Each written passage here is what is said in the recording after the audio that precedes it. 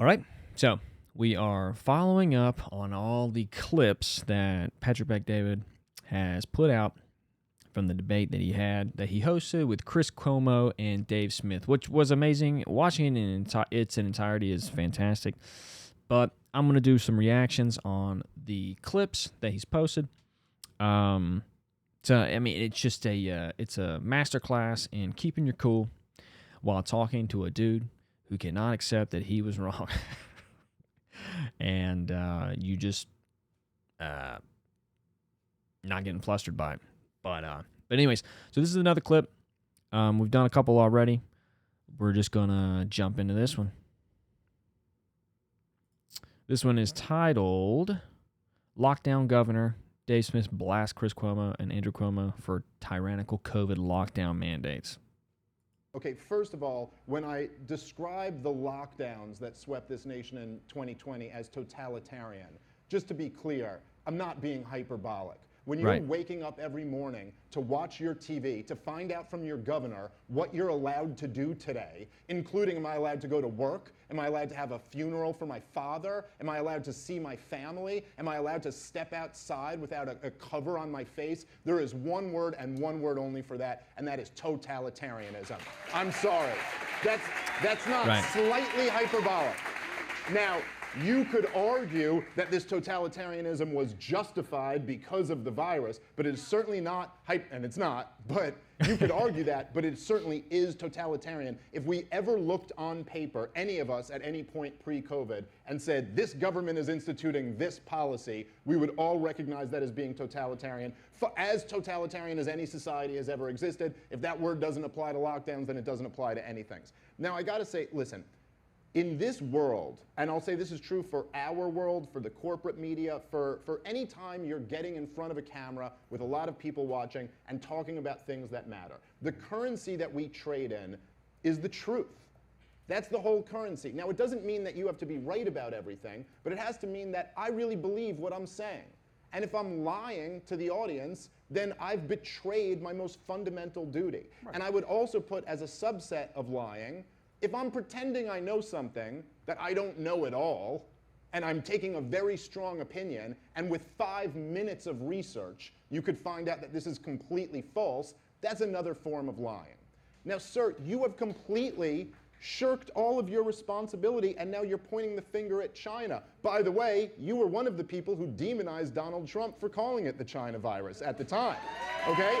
So, when it was convenient for you, you had no problem smearing someone for pointing the finger at China. Your entire network also called everyone racist if we speculated that it came from the lab. I mean, literally, I did a podcast, it was either in April or May of 2020, when it already became obvious at that point that the lab was at least a very plausible, like we found out that 3 of the people at the lab went to the hospital with COVID-like symptoms, and there was a lab where they were doing gain-of-function research. And it was like, man, this sure does look like it. I had to stop talking about it for 4 months after that because I would have lost my entire YouTube channel, that was it. It was very clear if you said anything about that for months, you'd be shut down.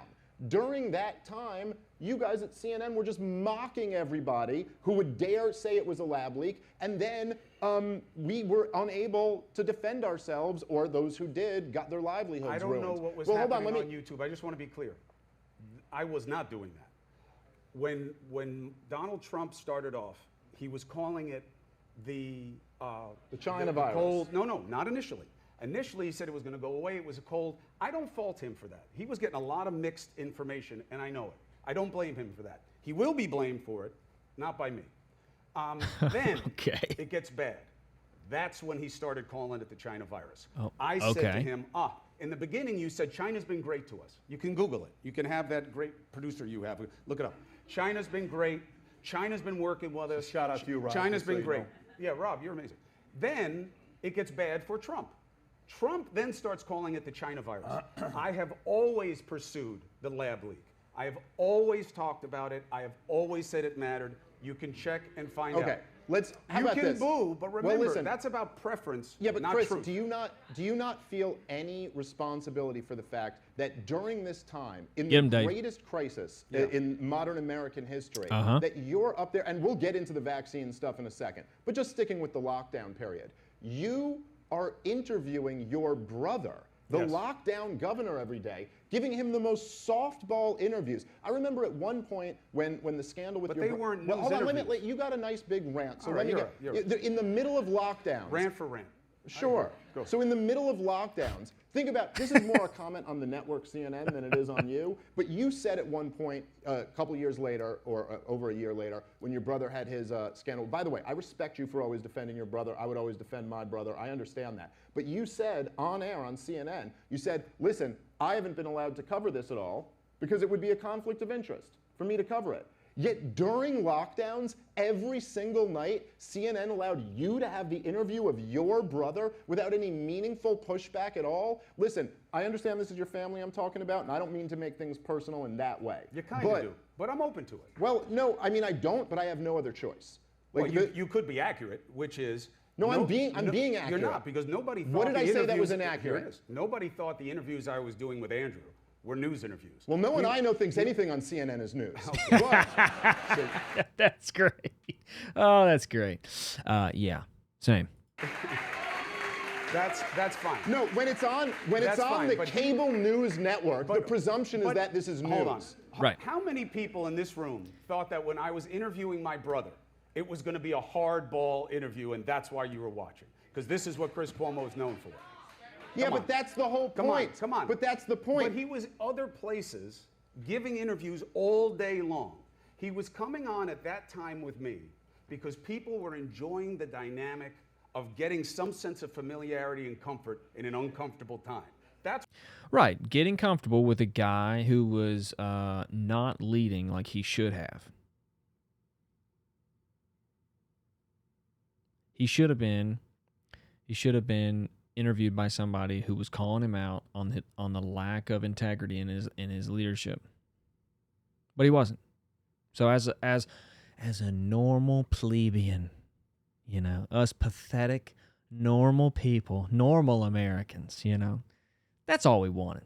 We just wanted you know, some integrity. That's it. That's what the draw was. He was getting asked questions all over the place. What I said I couldn't cover wasn't him and COVID. It was him and anything. It wasn't going to be a serious news interview. And what I was talking about specifically was not Andrew and COVID. It was his allegations. No, I know. Who wants I know. to hear me Okay, talk let about me- my brother's allegations and think I'm being No, objective? it's a clear conflict of interest, That's what I was as was talking you about. interviewing him about lockdowns. Well, it's not like that's the only place he was on during here's COVID. one person in cable news who did some real journalism, okay? Tucker Carlson Right. Yep. He got Governor Murphy from New Jersey on his show, and he asked him one simple question that was never asked of any of the other lockdown governors. And you know what the question was? He had just shut down, it was either a church or a synagogue, I can't remember. And he goes, oh, wait a minute, so you just shut down this temple and arrested people for worshiping. Where do you get the authority to do that? Because I've read the First Amendment, and it's pretty clear that you have the freedom of religion, and so where do you get the authority to shut that down? And you know what Governor Murphy said? He said, well, I'm not thinking about the Constitution, that's above my pay grade. So let me, just to make this That's a clear, stupid okay? answer. Yeah, it sure is, but you know what? Your brother and none of the rest had a better one. They just never got asked that question. Damn. So True. But it has nothing to do with the First Amendment. Yeah, of course it does, Chris. Here's the bottom line. There's no clause in the Constitution or the Bill of Rights that says, unless there's a virus that we don't know that much about and then this all goes away. The point is that it was completely criminal for all of these governments to lock down. They had no authority to derive the right to lock down a state from. And yet you, instead of anyone at CNN thinking, hey, if we have Andrew Cuomo on here every single night, maybe someone should ask him that question. They went, no, give him a cushy interview with his brother. Yep. Like, you don't find that incredibly corrupt? No, and here's why. Is Yeah, that the tell only us. place that the governor of New York was? Is that the only access to media that they had to him? So your criticism really goes to all media, but really what it is an extension that you didn't like the lockdowns. It's not about whether there was legal authority for them. That's why there's been no lawsuit on the lockdowns that has proceeded and won. Because it wasn't about the authority of the government to use emergency measures in public safety situations. It's about whether they should have. And I'm totally fine with that. And you saw them all over the world, many more severe than they were in the United States and for longer. But is it worth reviewing? Yes. What I'm saying is that my criticism would be that your interest is about how it generates attention. And that's fine, but it won't fix. I'm telling you right now, if God forbid something happened again, we would be lost about how to do it differently. And you'd have a pocket of people, 25, 35%, who say, I'm not going to do it. And we'd be lost on how to do it differently? No, we actually wouldn't. We would just do it differently. We would do it differently than how it was done. That's how it would be. It would be like, all right, how do we do it this time? Well, maybe we don't do it like we did last time, so that would be the different way of doing it this time. You would lose that case again. You know, it's really wild, Chris, for you to psychoanalyze me and say my interest here is in generating attention. You're the guy who, when at CNN, said everything to defend the vaccine when you were being sponsored by Big Pharma. And all of a sudden now that you're here on PBD show, you'll say the truth. No, but for I'm you to not attack... sponsored by Big Pharma. No. I'm not against the vaccine. Hold on. You're not even listening to what I'm saying. You're attacking my motive, saying all I care about is generating interest. Meanwhile, when those CNN checks were coming in, you said nothing that would have put them in jeopardy. But now that you're here, you're starting to tell a little bit of the truth. So hold on. No. It's not. That's not true. I don't have a changed opinion about the vaccine. Chris, go look at the montages of what you were saying then to what you're saying now. And you don't have a changed opinion. Absolutely not. And when Pat put out this clip, that Pat would, hold on. Look, we can talk about it. I'm not offended by the questions or the suggestion. Here's why. Pat said that I wouldn't take it again if I could do it over. I love Chris. Chris is this guy. He's and people get upset at Trump for not admitting that he's wrong and stuff like that. I mean, just watch this guy. Over again. It's not what I said. If they wanted me to take a booster right now, my doctors say it's not working for me. I have as much natural immunity as so your doctor's opinion has changed. So your opinion has changed. It's not changed because you've always gone by what your doctor has said, even though the doctor's opinion has continually changed. I'm so confused. I got as much hybrid immunity as I can get. You make the same decisions. They don't have the mandates the same way, except with kids and school protocols, which again I think should be on the table to discuss, because we are an outlier when it comes to our kids in schools and the vaccine. The vaccine, let's talk about it. What is your beef about the vaccine? Do you believe it didn't work? No. It certainly didn't work at all in the way it was sold. When we spoke and I asked you about the vaccine to qualify this and clarify it, I said, if 2026, the second COVID comes in, and they mandate taking vaccines, would you take it? You said no. I thought we're talking about like if they need me to take another one for this virus. No. I specifically asked if another COVID comes out and they force us to take vaccines, knowing what you know now, would you take it again? You said no. Just to qualify, that's what. I thought we were talking about if it's this virus again. Well, why? All right, what's the answer now? Why would I lie about it? Let me just. Chris, why would you lie about it? I don't know, buddy. If you're watching this, the way you get to vote for today's debate so far, because we. Okay, well, that was an interesting video. It's awesome to see Dave call him out continuously on his stuff, but we've done this is the third one I think, and it's a very fascinating thing to see a man just a man make fun of Trump, hate Trump, demonize him for all the things that he does. I saw this so many years ago, and this was like the big like eye-opening event for me in 2016, I guess. Yeah, the year leading up to the election for Donald Trump. I saw all these politicians getting so upset. Not just the Democratic politicians, but the Republicans as well, and it pretty much was just the fact that they didn't like that he was doing what all of them do in private. He was doing it in public, and he was just calling them out on it, and they didn't like it. The rapport or whatever, the I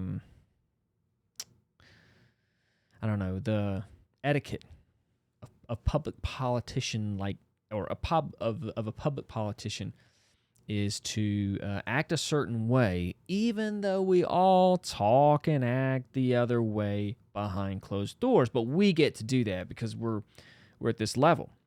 We have this prestige. We have this level of superiority. We have this authority. You know? So, it is funny, though. Kids who hate, because, Chris Cuomo was a child at one point. We were all kids at one point. The same kids I was around when I was younger, the same kids who were so defiant towards authority, are, interesting enough, the ones that are demanding everybody to listen to them now that they're adults. My buddy always told me, yeah, a lot of these liberals are just dictators at heart. Yikes. Just don't be that way.